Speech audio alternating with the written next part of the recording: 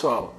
Então, voltando a falar dessa parte de seleção de espécies para o bioma cerrado, então, o que a gente tem? A gente tem que escolher em relação à fitofisionomia, como é que fazemos isso? Deixa eu sair aqui. Buscamos no Google, então, florística, levantamento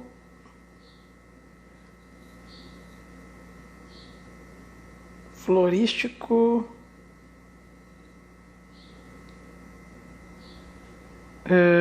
mata de galeria, por exemplo, vai achar algumas coisas. E aí, sempre o levantamento florístico e fitossociológico, de preferência, e do tipo de vegetação que tu quer. Então, aqui de mata de galeria inundável. Achamos um artigo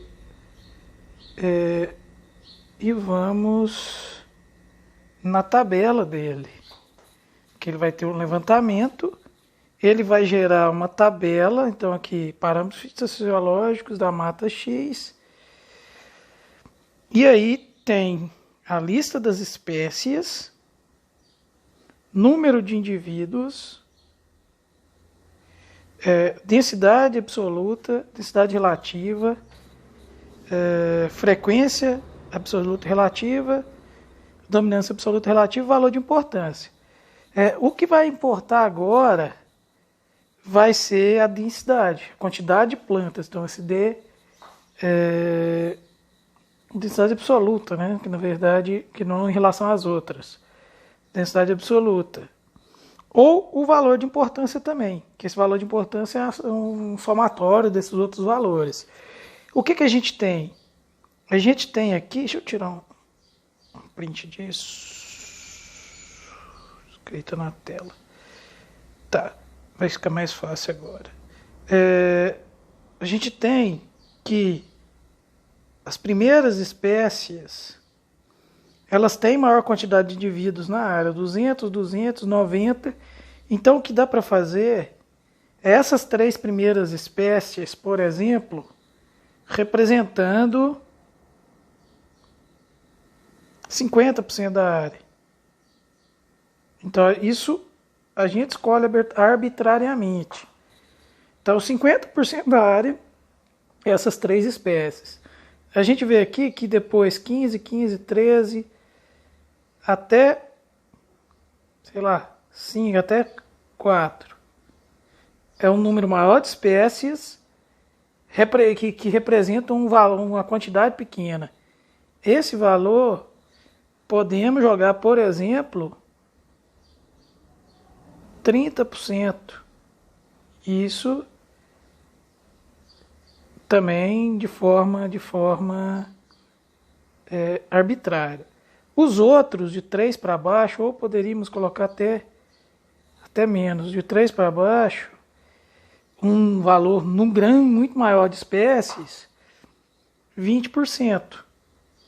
Então, a gente teria espécies de preenchimento, então 3, 4 espécies, que elas vão preencher a área e elas naturalmente elas têm uma maior ocorrência.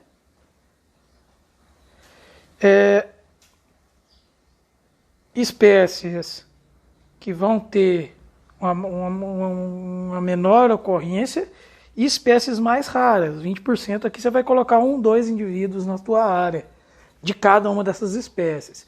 Então, esse é o ideal. Qual que é a limitação? A limitação é achar essas espécies nos viveiros. Então, encontrar essas espécies em viveiros pode ser um pouco trabalhosa. Então, é isso. Para o cerrado, a gente trabalha com essa concepção. Até para a mata daria para trabalhar com essa concepção.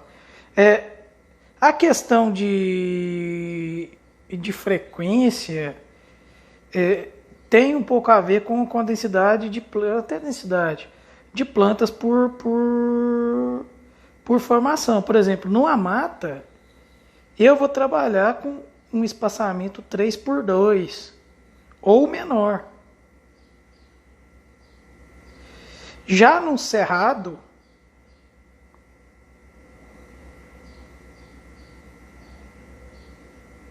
três por três, 3x4 ou maiores, porque o cerrado naturalmente ele tem menos árvores e tem a presença de gramíneas. Então eu tenho presença de gramíneas no cerrado típico. Então eu tenho que pensar nessa composição de espécies dessa forma. Bom, então uma das opções seria buscar na literatura as espécies em levantamentos florísticos e fitossociológicos. Outra opção é fazer esse levantamento em campo, nas áreas próximas. É a primeira opção, a opção mais certa, mas às vezes a mais trabalhosa e a mais difícil. E a outra opção, a gente tem o site da Embrapa. Se digitar Embrapa Nativas... Como é que eu digitei aqui? Quer ver? Eu vou voltar aqui, procurar e já volto. Então, a gente vai procurar aqui, ó, Embrapa Mudas RAD, por exemplo. Eu venho estratégias de recuperação, portal Embrapa, plantio de mudas. Aqui eu vou ter espécies, ó, espécies nativas. Em espécies nativas, eu tenho meio que um programinha. Deixa eu virar para ver se melhora. O que eu tenho aqui? Bioma. Então eu tenho Amazônia, Caatinga, Cerrado, Mata Atlântica, Pantanal, vamos Cerrado. Formação vegetal. Florestal, que é mata. Savânico, cerrado típico ou campestre. Então vamos procurar florestal. Tipos de fitofisionomia dentro da formação florestal. Mata ciliar, galeria, seca e cerradão. Então, diferentes fitofisionomias com diferentes espécies possíveis. Então, vamos procurar mata ciliar e buscar. A dificuldade aqui é que parece uma lista muito grande de espécies. Então, mais de 10 opções de busca. Deixa eu ver se tem como filtrar isso para aparecer mais por página. Não. Mais de 10 opções de páginas de busca. Aí vamos procurar uma espécie comum aqui, o angico, Nadelantera columbrina. Ao clicar nele, o que aparece? Estratégia de recuperação.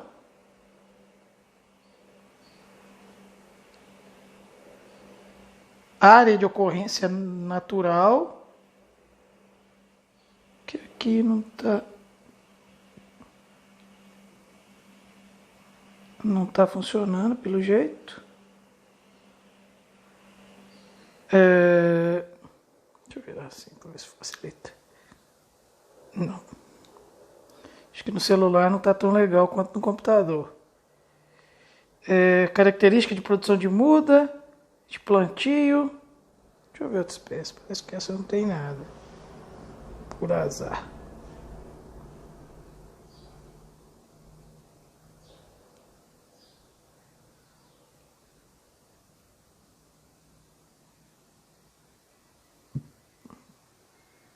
Então, cerrado, florestal, mata ciliar,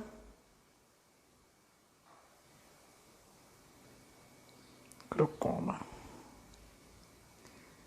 Pelo jeito para celular não aparece, gente. Se vocês entrarem, para celular não vai aparecer, que eu estou dando aula no celular. Mas aqui aparece período de coleta de mudas. Tem esse material que eu vou colocar disponível para vocês, ele já fala dessas espécies. Então, produção de muda e viveiro e por aí vai. Plantio, tá?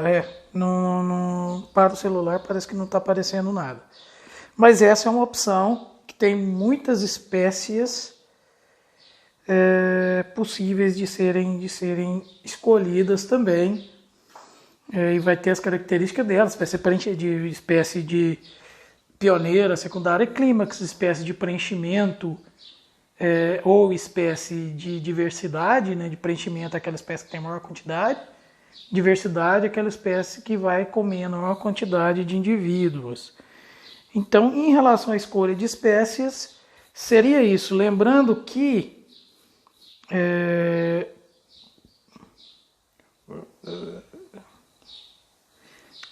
por exemplo, em relação a formações florestais, eu tenho linha de pioneira, linha de secundária e linha de clímax. Essa pioneira ela pode ser aquelas espécies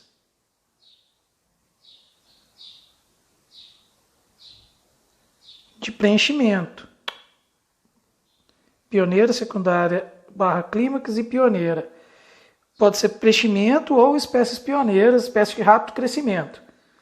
Isso vai acontecer que ela vai fechar e vai fazer sombreamento para as mudinhas de espécies de crescimento mais lento. Em cerrado não tem isso, áreas mais abertas, então em mata 2 metros entre plantas, 3 metros entre linhas. Em cerrado, isso vai ser, por exemplo, 3 por 3, ou 3,5, 4 por 4, e por aí vai. Ela tem um espaçamento maior, porque naturalmente ele tem esse espaçamento maior. Pessoal, dando sequência no planejamento de um projeto de recuperação de áreas degradadas, após a seleção das espécies que a gente viu no vídeo anterior, é necessário o zoneamento ambiental da área. Ele pode ser utilizado junto com o levantamento florístico, lembrando que esse levantamento florístico pode ser feito a campo. É necessário quando o projeto envolve média ou grande escala, então o zoneamento ambiental ele é quando envolve pelo menos a propriedade inteira. E inicia com a elaboração de mapa, croquis, contendo o que tem na propriedade, seja cultura agrícola, seja floresta, curso d'água, etc. Então ele identifica, delimita situações, por exemplo, o estado de degradação, tipos de solo, topografia, umidade de solo, vegetação remanescente, o entorno da área degradada, o que nós temos. Esse entorno é importante porque muitas vezes nesse entorno pode ter fragmentos conservados. E esses fragmentos conservados podem sugerir, por exemplo, uma regeneração natural. Não preciso de plantio, se eu tenho fragmentos conservados próximos, eu consigo não ter o gasto com plantio, só isolamento da área. Esse isolamento da área também é algo a ser pensado. Por quê? Em projetos, a gente vai ver na próxima aula, provavelmente amanhã, que a maioria dos projetos fala sobre cercamento da área. E eu quero que vocês parem e pensem. É necessário sempre cercar a área? Por que se cerca a área? Não sei se vocês se lembram, dá uma olhada na aula anterior, que foi feito antes da pandemia, né, mas tem material no meu blog, e é interessante dar uma olhada, que o primeiro ponto da recuperação de áreas degradadas é a retirada do fator de degradação. E no caso, o fator de degradação numa nascente, por exemplo, a ser cercada, o que seria? Seria o gado. Se eu tenho uma propriedade que não tem gado, que eu tenho cultura agrícola, eu preciso gastar dinheiro com cerca? Não. Então eu necessariamente tenho que demarcar essa área ser recuperada para, por exemplo, não entrar com maquinário, mas eu não preciso gastar dinheiro com cerca porque é um dinheiro gasto à toa. E isso é algo que eu tentei convencer o pessoal da prefeitura há muito tempo, quando eu estava no projeto Produtores de Água, e não entrava na cabeça do pessoal que não precisava de cerca. Eles estavam gastando um dinheirão com cerca, onde tinha cultura agrícola. Então todo mundo nas margens da nascente era produtor de soja e milho. E estavam gastando uma grana com cerca, com empresa para plantar cerca, e não estavam plantando uma espécie florestal, não estavam recuperando de fato. O dinheiro gasto com cerca podia estar sendo gasto com plantio de mudas, que nesse caso ia ser muito mais efetivo. Além disso, matriz vegetacional inserida. O que é matriz? Depois a gente vai ver na aula que eu vou falar sobre as características ambientais, né? Matriz é a grande área. Então eu tenho uma área, em geral, quando tem fragmentação, os fragmentos são pequenos ou grandes, mas tem fragmentos, e o geral aqui é chamado matriz, que no nosso caso, em Rio Verde, é soja, milho, pasto, etc. Então isso é a matriz vegetacional onde está inserido. Isso é importante porque pode sugerir algumas degradações. Por exemplo, a soja, ela tem dessecante. Esse dessecante, se não for respeitado o distanciamento, pode causar dano aos fragmentos, os fragmentos cada vez diminuindo. Zoneamento ambiental ele pode ser feito por imagem de satélite, fotografia, imagem de Google Earth, que tem imagens recentes. E aí é possível identificar cobertura de solo, tipo vegetacional, etc. A imagem de Google, por exemplo, ela tem essa fidelidade muito grande. Eu já trabalhei muito em cima de identificar padrão vegetacional, por exemplo, com base no Google. Então eu sei, olhando no Google, isso é experiência. Eu sei onde, por exemplo, é eucalipto, sei onde é vegetação nativa, que tipo de vegetação. Também, lógico que sempre é interessante você ir a campo conferir, mas com o tempo você vai ficando experiente, né, em analisar essas imagens de satélite. E aí pode-se diagnosticar, mapear e quantificar áreas legalmente regulares e irregulares através desse mapa para um projeto de recuperação. Aqui um exemplo, então, eu tenho a propriedade, eu tenho,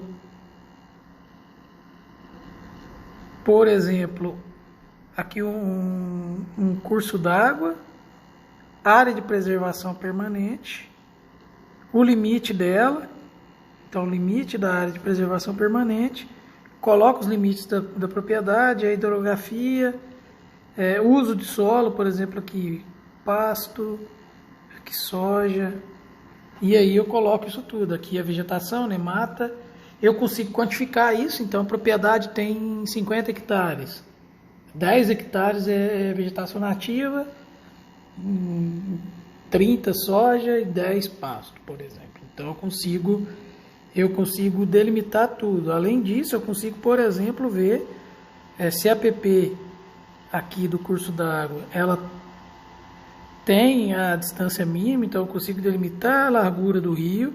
Com base nessa largura do rio, eu vejo a largura da APP e consigo jogar um buffer para saber se essa área ela está ou não, se ela está ou não regular e se precisa de alguma coisa.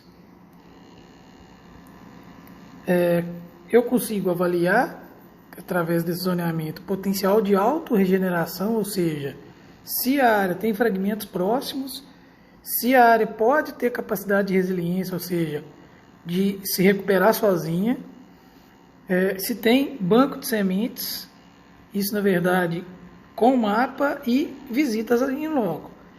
Banco de sementes somente visita em loco. Existência de regeneração natural também visita em loco.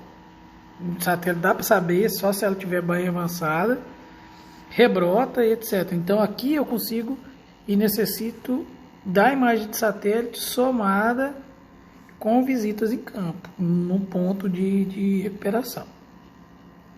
Rezoneamento ele facilita a definição das melhores técnicas de recuperação de áreas degradadas.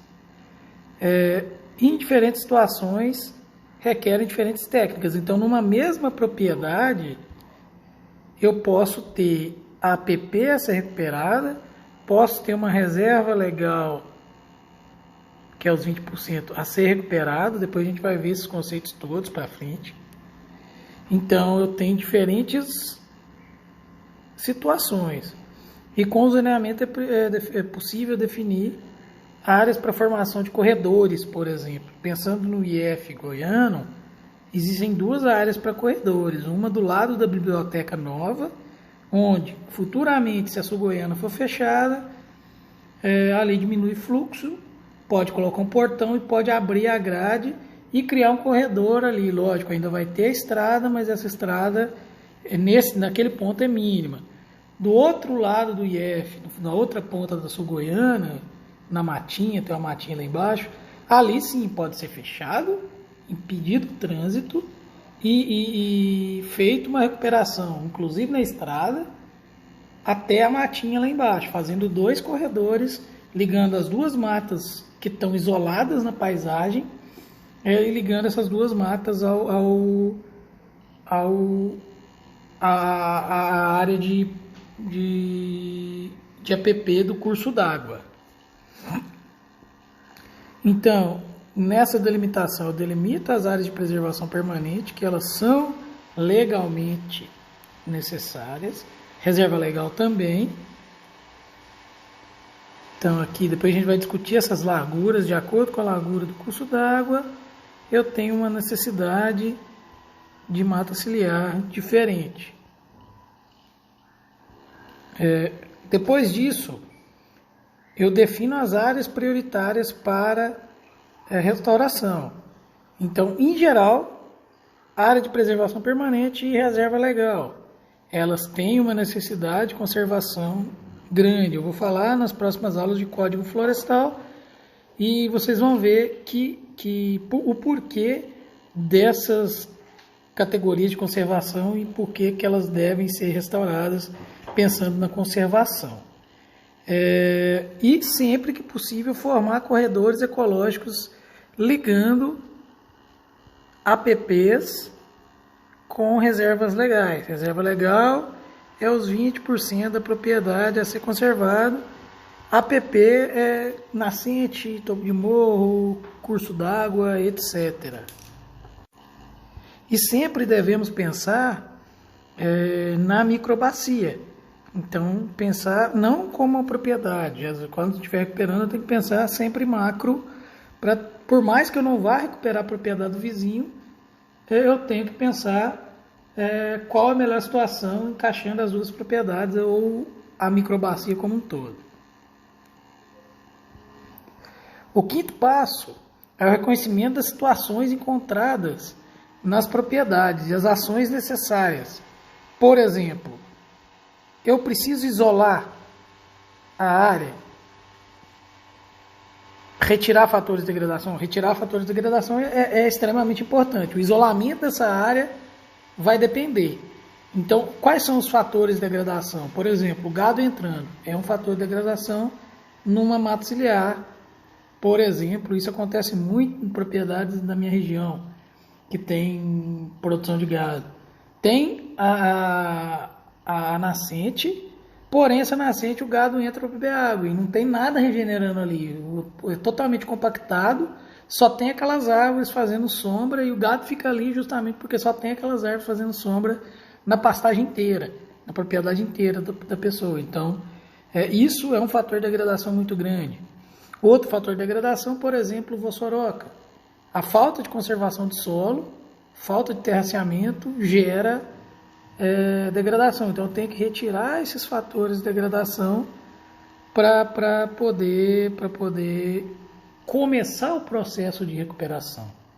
Não adianta nada eu pintar uma casa, mas deixar ela destelhada e com goteira, entendeu? Então esse é o ponto. Eu tenho que retirar o problema para depois fazer a reforma. Segundo ponto, adequação do local a ser restaurado. Como adequação? Primeiro de tudo, adequação de solo, adequação física e adequação química. E isso pode variar muito, desde uma simples descompactação ou nada em relação à física de solo, até ter que fazer retaludamento. Por exemplo, áreas de mineração, eu tenho que reduzir. Às vezes a mineração fez um corte no terreno muito grande e esse talude inclinado, ele tende a aumentar a erosão. Então eu tenho que fazer um retaludamento, um corte nesse barranco, jogando essa terra para cá para suavizar isso. Então esse barranco ele vai ficar, o que era isso, ele vai ficar mais suave, ele vai tornar uma inclinação suave, onde eu tenho menores riscos de erosão.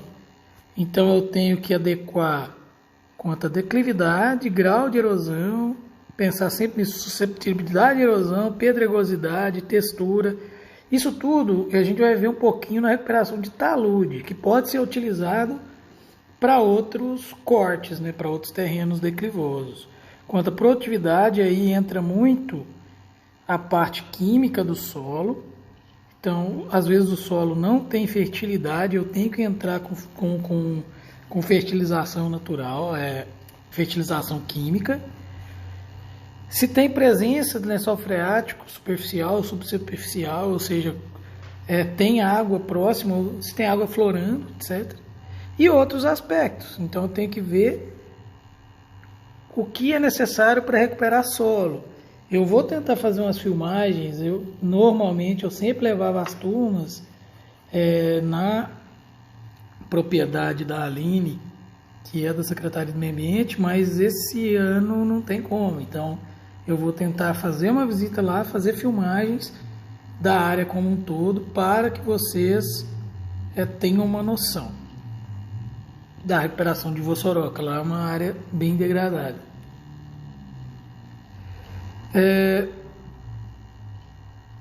Então, reconhecimento dessa propriedade, das ações necessárias, recuperação de solo, continuando aqui.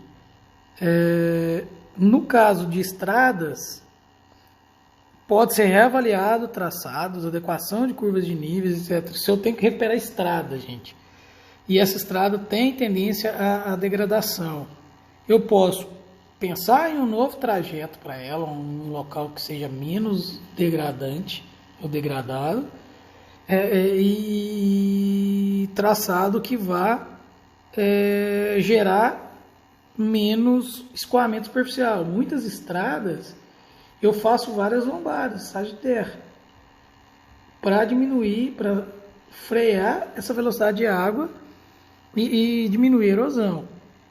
Na minha região, que tem muito vossorocamento, é muito comum a vossoroca ser causada pela estrada. Então a degradação vira uma vossoroca e eles simplesmente chegam à estrada para o lado da vossoroca. E aí a vossoroca vai crescer para a estrada porque ela foi criada pela estrada. Então vai virando uma vossoroca cada vez maior. Essa falta de conservação do solo, principalmente estrada rural. Aqui em Rio Verde eu tenho visto que as estradas são relativamente bem conservadas. Esse reviramento, então, onde não é possível regularização do solo, deve ser feito terraço. Depois a gente vai ver a recuperação de vossoroca, com largura mínima de 30 metros na bordadura dessa ravina, para diminuir a degradação, para acabar, eliminar o fator de degradação. Deve sempre realizar análise química do solo para ver deficiências nutricionais e tentar recompor isso. Não só análise química, tem que verificar compactação desse solo também. Então, física e química de solo, principalmente. Próximo passo, eliminação seletiva ou desbaste de competidores. O que vai estar competindo? Na nossa região, braquiária. Então, capins exóticos de pastagem têm um potencial agressivo ao competir com vegetação nativa. Isso pode ser controlado com glifosato, capina mecanizada ou capina manual. Porém, em áreas de preservação permanente, por teoria, a aplicação de herbicida ela não é permitida. Por quê? Eu vou aplicar um herbicida próximo ao nascente, que vai ser fonte de água de alguém, é muita irresponsabilidade. Em outros pontos, nem tanto, e dependendo, uma aplicação controlada somente para fazer o coroamento. O que é o coroamento? Deixa eu passar aqui que eu voltei sem querer. Eu tenho a muda pontual. Eu vou criar uma coroa, um círculo sem competidores ou sem braquiária.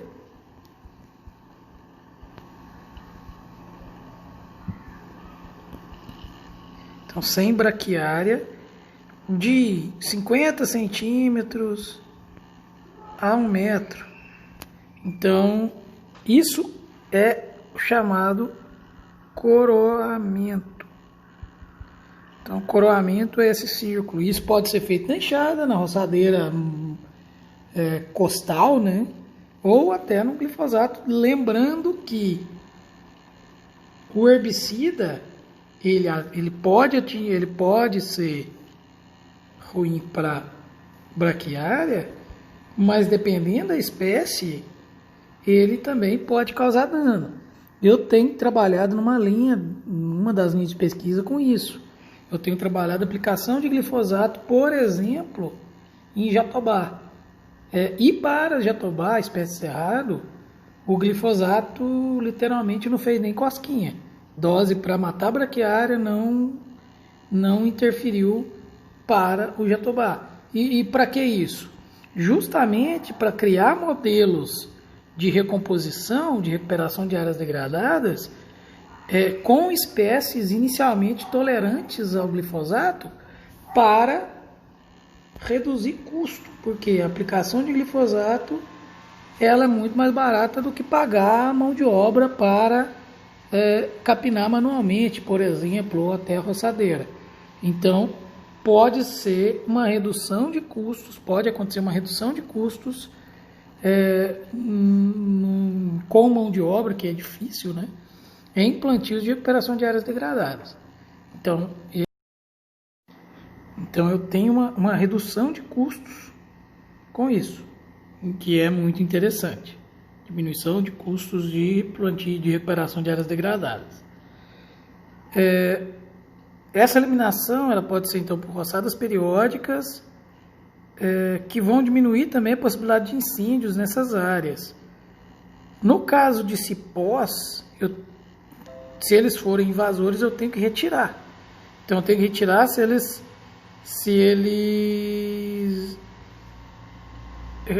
restringirem o crescimento, ou seja, se eles forem abafando a vegetação, eu tenho que tirar. Se não comprometer, não tem problema. Então esse manejo ele pode ser feito com a poda, com corte desses cipós na vegetação.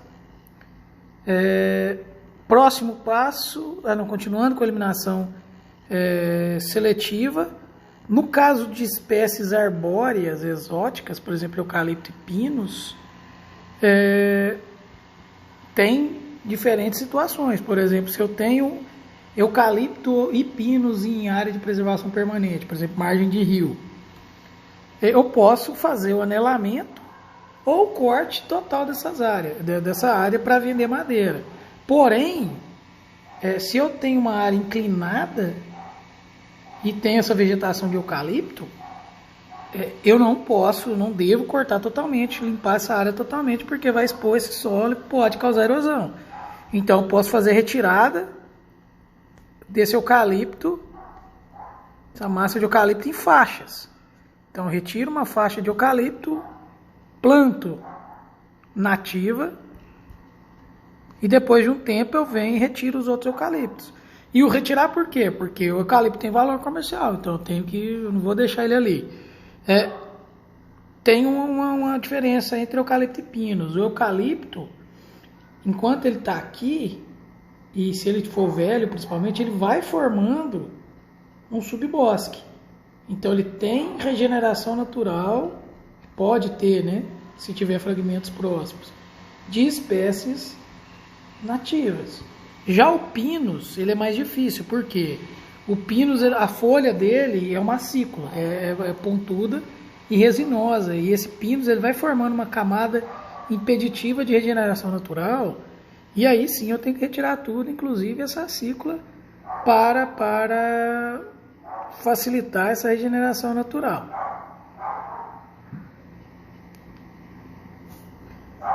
Aqui um exemplo, então,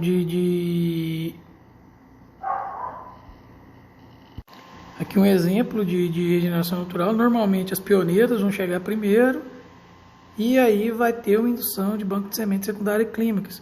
Se eu tenho gramíneas agressivas, as sementes do banco de sementes, da chuva de sementes, não vai conseguir generar.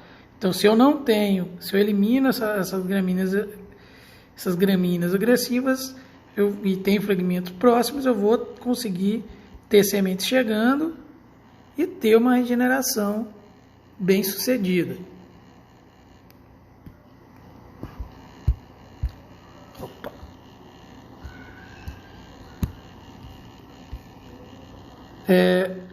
Aí outros fatores possíveis, então, seria a indução e condução da regeneração natural. Então, se eu tenho regeneração natural, eu vou, se eu tenho possibilidade, eu vou tentar induzir através de chuva de sementes e vou conduzir essa regeneração natural com manejo, com adubação, com manejo de mato competição, entre outros.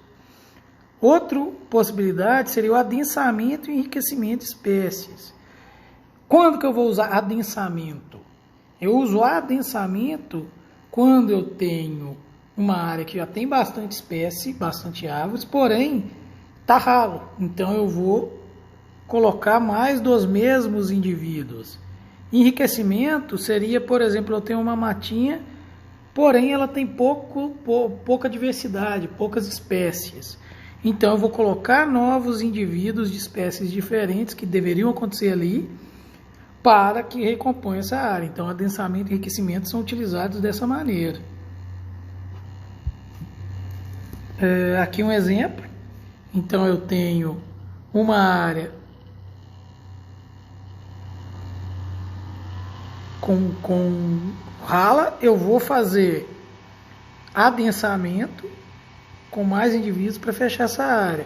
Se esses indivíduos aqui forem de diversas espécies, é adensamento. Se forem de poucas espécies, e às vezes tá até dessa forma aqui, já denso, mas com poucas espécies, eu vou colocar novas espécies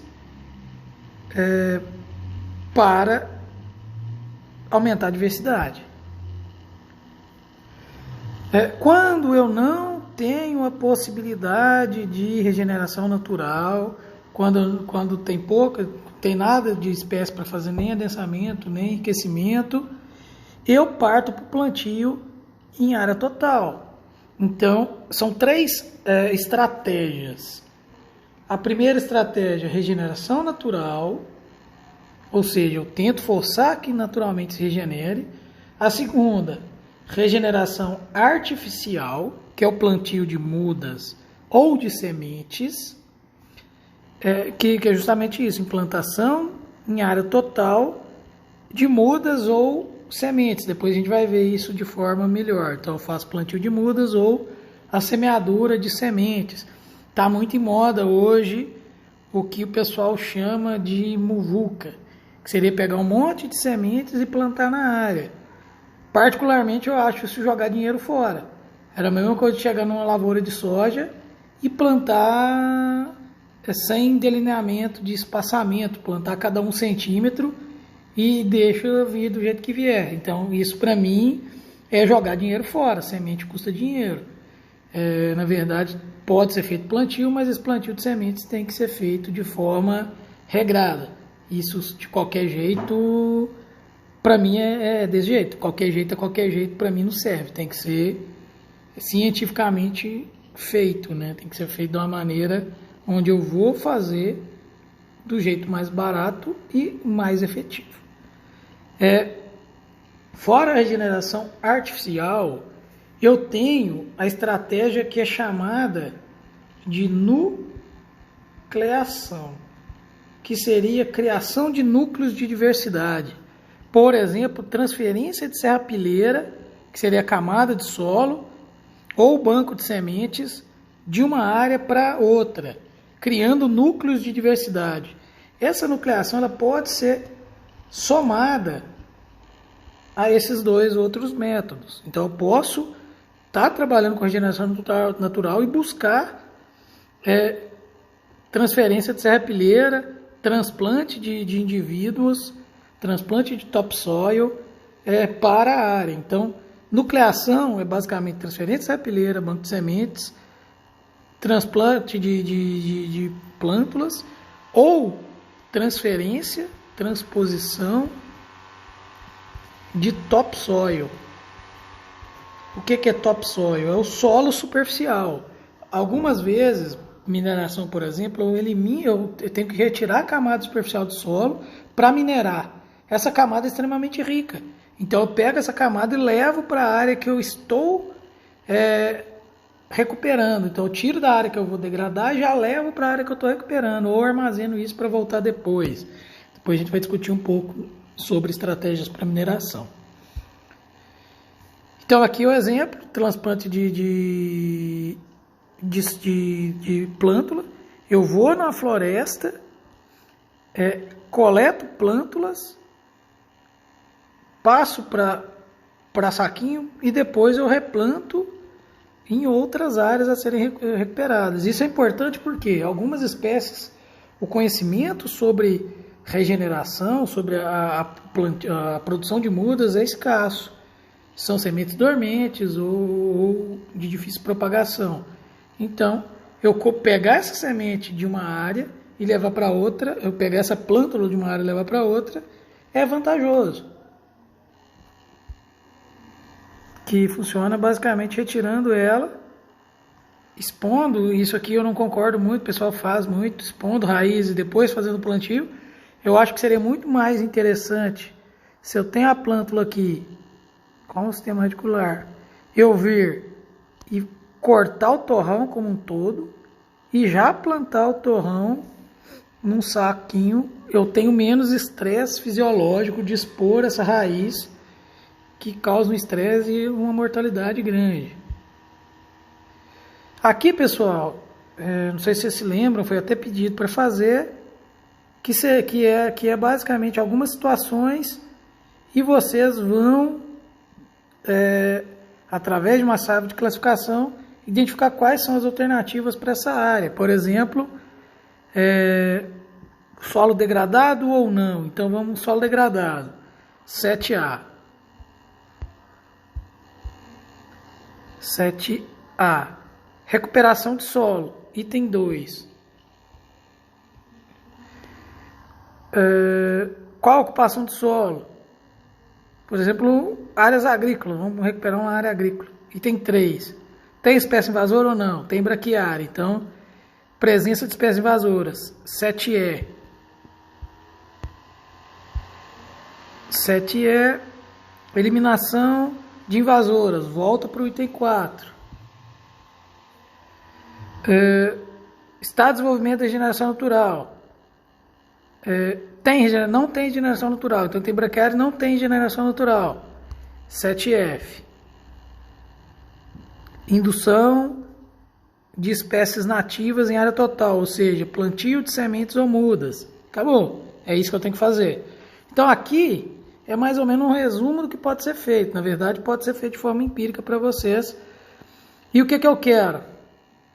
eu não sei se já foi feito, mas se foi, mandem de novo, que seria listar quais são as ações prioritárias para a recuperação dessas áreas aqui. Uma mata com necessidade de recuperação, de restauração, paisagem muito fragmentada, com poucos fragmentos e degradados. Então, como é que eu recupero isso? Uma mata passiva de recuperação com muitos fragmentos próximos. Uma área de cana onde eu vou fazer uma reserva legal, por exemplo. Isolada na paisagem, tem o solo bom, mas não tem fonte de propágulos. Uma área abandonada, com regeneração natural, não isolada na paisagem. Uma pastagem com regeneração natural, não isolada na paisagem, sem... esses dois são bem parecidos, na verdade. Plantio comercial de eucalipto, com regeneração natural no subbosque, não isolado na paisagem, e em área inclinada. Então pode colocar aqui que é em área inclinada. O reflorestamento de nativas com baixa diversidade e baixa densidade, ou seja, não deu certo essa recuperação. Com solo compactado. Então, vou melhorar isso. Com solo compactado. Uma área de subsolo exposto, recém-minerada. E uma estrada que eu quero recuperar. Um carreador de café, alguma coisa assim que eu quero pegar e transformar essa lavoura velha de café na reserva legal da minha propriedade. Então, seria isso, gente. Com isso eu encerro e seguimos adiante no próximo encontro.